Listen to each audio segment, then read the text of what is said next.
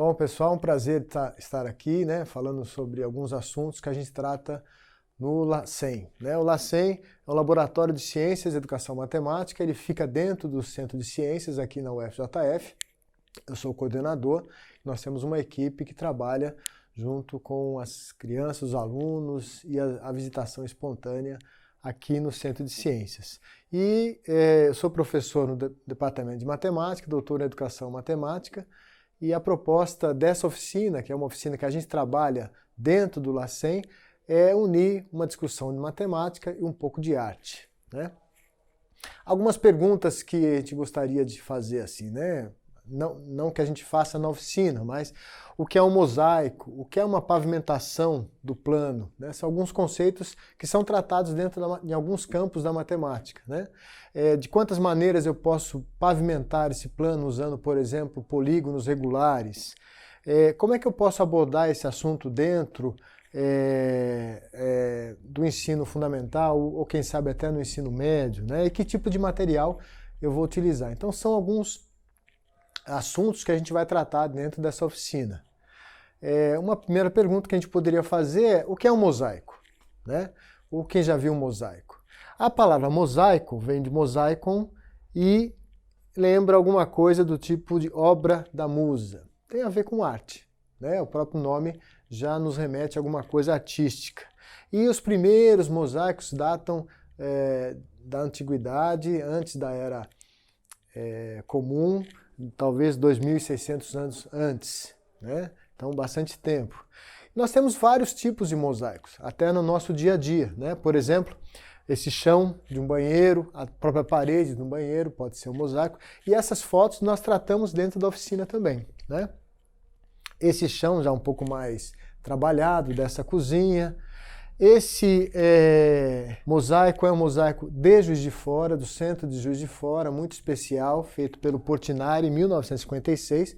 O nome dele são As Quatro Estações, e Portinari, um grande artista, né, que já faleceu em 1962 e deixou esse legado para Juiz de Fora, né. Um outro mosaico já da universidade, de um grupo que trabalha com isso, com essa temática mesmo aqui na universidade, o grupo Agrupa, do IAD, que fez esse mosaico, está ali perto da reitoria lá, e a parte de trás também é uma obra semelhante a essa. Mosaicos que nós às vezes passeamos por cima deles e não nos colocamos atenção, né? Por exemplo, o calçamento da praia de Copacabana, feito em 1970, inspirado na obra de Burle Marx, também um outro grande artista. Esse aqui é um mosaico que traz bastante movimento quando a gente faz a oficina, porque o posicionamento que nós colocamos ele aqui na tela, às vezes você não percebe essa justaposição de um objeto, de um animal conhecido, né? Da figura de um animal conhecido, que é o cavalo marinho, que está em 3 cores aqui. E eles estão feitos de uma forma, todos justapostos, e que você não consegue ver nenhuma lacuna, né, nenhum sobre o outro. Né? É um mosaico que nos traz bastante diversão quando a gente está falando do assunto. Aí nós aproximamos mais para a matemática. Aqui já um mosaico com losangos, né, que lembram cubos, uma visão um pouco mais tridimensional, talvez. Aí vamos lá para os hexágonos conhecidos, né, um favo de mel, coisa parecida assim. E aí outros tipos de mosaicos também mais ligados aos polígonos. Então essa primeira parte da oficina remete assim a relembrar mosaicos, relembrar coisas que nós conhecemos e já ir preparando o assunto aqui. Quando os alunos são da idade do 2º até o 4º ano, 5º ano, nós trabalhamos em um nível mais de percepção das peças e trabalhar os polígonos e deixar na parte mais artística. E aí a gente convida os alunos a criar o seu próprio mosaico. Para isso, nós entregamos para cada dupla, aqui no laboratório nós trabalhamos em duplas, nós entregamos uma placa de isopor. Nessa placa de isopor, nós entregamos também um saquinho, onde nós cortamos aqui muitos mosaicos muitos polígonos, desculpa, de 3 lados até 12 lados, e uma quantidade razoável de cada um. E também entregamos um tubinho, depois que eles começam a fazer os mosaicos, também tendo muito cuidado, nós entregamos esse tubinho que tem alfinetes com essas bolinhas aqui que estão muito conhecidas. Uma observação que eu gostaria de fazer é que nós nunca tivemos nenhum acidente. Em 2 anos aqui nessa oficina, nós nunca tivemos nenhum acidente com esse material, né? Às vezes o professor fica um pouco em dúvida em trabalhar com alfinete e tudo mais, mas nós nunca tivemos um acidente mesmo, né? Bom, ao colocar esse material nos alunos, eles ficam um tempo fazendo e criando coisas livremente. Isso nas séries mais iniciais, né? Então, ao entregar a base e o saquinho com os polígonos em EVA, a ideia é que os alunos conheçam essas figuras geométricas, né? Então, polígono é uma palavra que é formado por outras duas, né? Poly, vários, e esse partigon, que tem a ver com ângulos. Então, sempre uma figura de vários ângulos. Embora a gente faça uma menção ao polígono mais pelo número de lados do que pelo número de ângulos, não é mesmo? Então, e a ideia com os alunos, alguns alunos conhecem já essas figuras, alguns alunos às vezes não conhecem, e não há problema, né? A ideia é de aprender aqui também. Então, a gente vai comentando sobre o triângulo, que tem 3 lados, e aí pedindo que ele, ao desmanchar todos os polígonos aqui na base, que ele possa manusear essas figuras, né? E possa levantar, falar, olha, aqui é um triângulo, tudo mais, e assim conhecer as figuras. E desde 3 lados, 3, 4, 5, 6, 7, até o de 10 lados, né, na sequência, e depois nós pulamos para 12 lados, ok? E nesse momento é que ele vai usar a criatividade dele e fazer alguma coisa sobre o isopor e usando o alfinete para fixar, porque depois nós pedimos para eles levantarem, assim, né? E aí, como exemplo, olha essas 2 oficinas aqui, 2 fotos apenas, né? Aqui vejam que eles fazem alguma coisa que nós poderíamos chamar mais parecido com um mosaico, mas também criam coisas, né? Usam a criatividade com o material. E aqui uma sala, uma escola trabalhando lá, né, na bancada com esse material. Nessa parte nós trabalhamos mais nas séries iniciais, né? Às vezes 5 anos, 6 anos, até quem está ali no 7º ano, dependendo aí com uma consulta com o professor que vem até aqui. Se com esse mesmo assunto a gente tem os alunos de séries do Ensino Fundamental 2 que já estudaram alguns detalhes sobre os ângulos e já trabalham algumas equações, assim, né? Nós podemos aprofundar isso. Então, como é que a gente poderia aprofundar esse mesmo assunto? Nós iríamos solicitar também com o mesmo material, né, mas que eles tenham alguma regra para fazer os mosaicos. E a regra seria criar mosaicos de forma que na justaposição dos polígonos não haja espaço e nem sobreposição e os lados fiquem colados um ao outro, porque nós cortamos as figuras de forma que eles tenham o mesmo tamanho do lado, né? Então, essa é a regra colocada lá.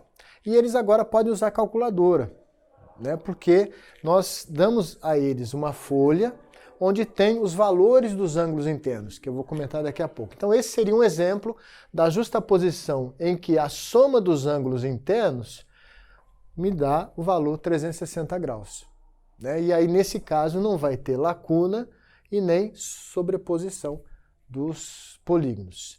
E o ângulo interno, né? Aí é uma forma de trabalhar esse conteúdo, né?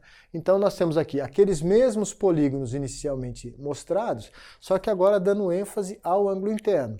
Então o ângulo interno do triângulo equilátero, 60 graus, 90 graus do quadrado, 108 do pentágono, e assim por diante. Nós temos alguns em que nós temos casa decimal, né?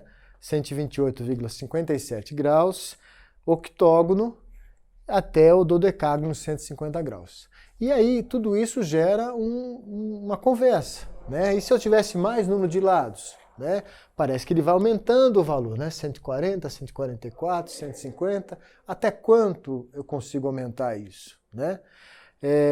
Só como exemplo, eu coloquei aqui, um polígono com 26 lados teria um ângulo interno de 166,15 graus. Só como exemplo. Né? E aí tem uma fórmula já dada, que poderia ser uma outra oficina trabalhar como chegar a essa fórmula, também é uma ideia bastante interessante, mas aqui é só colocada como uma fórmula de como eu calculo, em função do número de lados, o meu ângulo interno. Né? Então a ideia é que os alunos, tendo em mãos uma calculadora e uma tabela com todos esses valores, façam as suas composições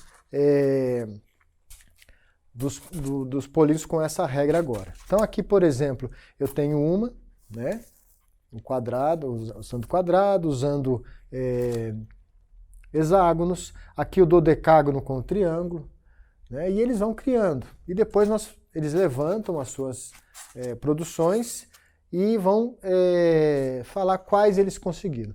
Para que a gente possa estabelecer ali uma conversa sobre isso, a gente estabelece também uma notação. Né? Como é que eu poderia dizer que é essa configuração assim? Ora, quando eu coloco o dedo em um vértice aqui, quais são as figuras que compõem essa junção aqui? Hexágono, hexágono, hexágono. Como tem 6 lados, 6, 6, 6. E isso acontece em qualquer ponto. Olha só, tirando esse que está caindo aqui, 6, 6, 6. Né? Aqui, 4, 4, 4, 4. Então isso é uma notação, uma maneira de eu me referir a esse mosaico de uma maneira simbólica. 4, 4, 4, 4. Esse aqui seria 12, 3, 12. Ou 3, 12, 12. Porque a hora que eu coloco o dedo aqui, em volta desse vértice, eu tenho essas 3 figuras. Aqui também. Né? Aqui eu coloquei só todos os nossos polígonos de 3, 4, 5, 6, 7, 8, 9, 10 e 12 lados, né? Para vocês verem, e da maneira que pode ser trabalhada. E aí a ideia é que eles trabalhem essas configurações e depois a gente faça com todo mundo mostrando o seu trabalho final, de forma que a gente vá catalogando quais são os mosaicos possíveis de serem encontrados. E aí vem todas as respostas. Normalmente a oficina, embora a gente trabalhe aqui com 20 alunos em cada oficina, mais ou menos, elas não conseguem chegar a todas as configurações possíveis, porque isso é também um dado matemático. Né? Quais são as configurações possíveis? E aí nós vamos encontrar que existem 21 combinações de polígonos regulares que podem ser arranjados em volta de um vértice. Né? Então aqui eu tenho uma, aqui eu tenho outra, aqui eu tenho outra. No total eu tenho 21. Mas dessas 21 possíveis, nós vamos descartar 10 porque elas são, como eu poderia dizer, uma combinação de uma anterior. Né? Então ela não é uma nova combinação de polígonos, é sim um rearranjo daqueles mesmos polígonos. Então, para diferenciar, nós temos, na verdade, das 21, 11 restantes.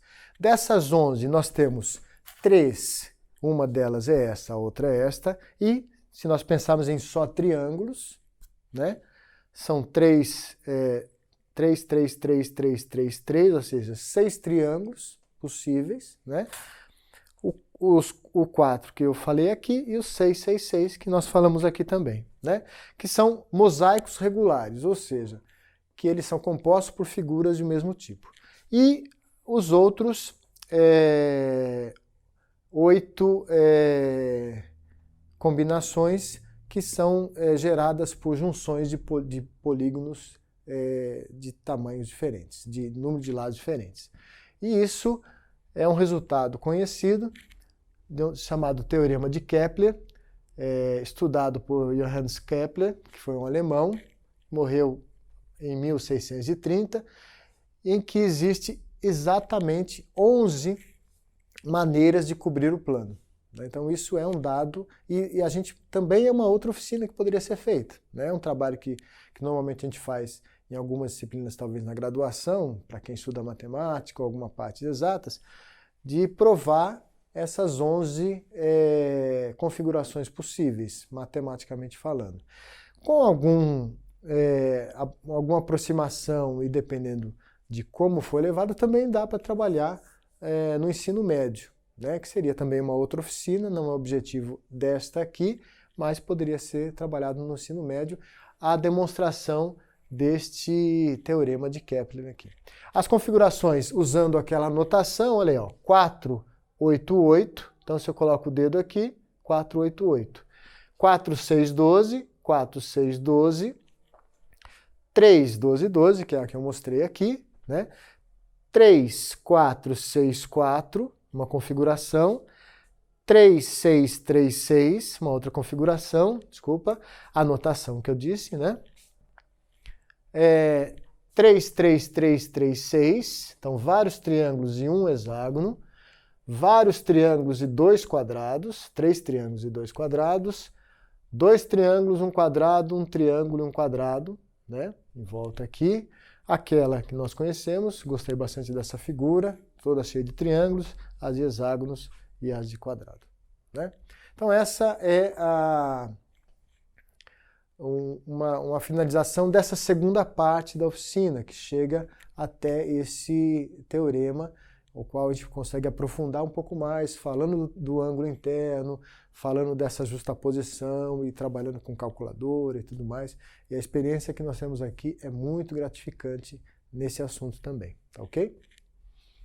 Bom, não poderia deixar aqui de fazer alguns agradecimentos e do porquê que é o motivo dessa oficina, né? Queria agradecer ao Centro de Ciências, à diretoria do Centro de Ciências, aos monitores e membros do LACEN. Aqui nós temos todo mundo que participa aqui, tem mais gente que ainda participa aqui, que está chegando novo no LACEN, né? O LACEN é um laboratório que tem 2 anos e muita gente trabalhando nele, com oficinas, inclusive, muito semelhantes a essa, para todos os níveis de ensino. E, em especial, a 3 pessoas que eu acho que me motivaram a isso, né? O professor Rui Madsen Barbosa foi professor na Unesp de Rio Preto, infelizmente ele faleceu há alguns anos, e ele, junto com o professor Claudemir Murari, lá da Unesp de Rio Claro, que me apresentaram assim, né? Esse tema de mosaicos, né? E eu, junto com o Paulo, que nós fizemos alguns trabalhos juntos. A dissertação de mestrado do Paulo, inclusive, é sobre um dos assuntos relacionados a isso. E aí eu consegui assim, essa motivação de trazer essa oficina para o LACEN, esse assunto que me parece bastante rico, trabalhar em sala de aula. Tá? Para quem não conhece, o LACEN, esse laboratório tem sua parte na internet. Nós temos um site, temos um Instagram e temos algumas informações no Facebook também. Eu queria agradecer a atenção de vocês e me coloco à disposição para qualquer assunto que nós tratamos aqui.